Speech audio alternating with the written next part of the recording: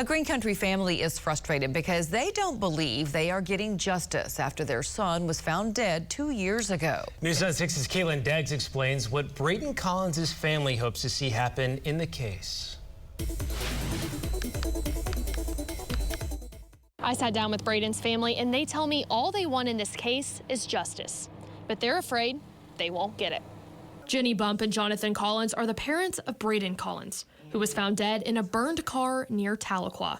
Jenny says even though it's been 2 years, it never gets any easier. I know the man's in jail, but he's still not in jail for Braden.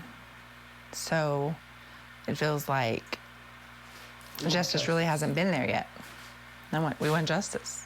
Braden was found in a car prosecutors believe belonged to Kaya Pritchett.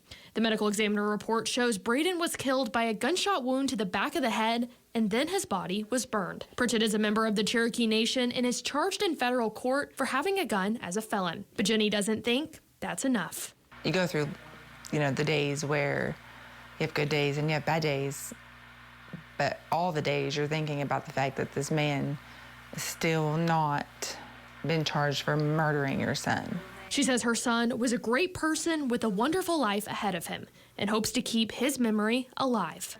Braden was a good kid. I say kid, he was 18, but he was a good kid. He was my kid. He wasn't a man, as those papers say. He was going into the Marines. He was actually supposed to meet with a recruiter the following week.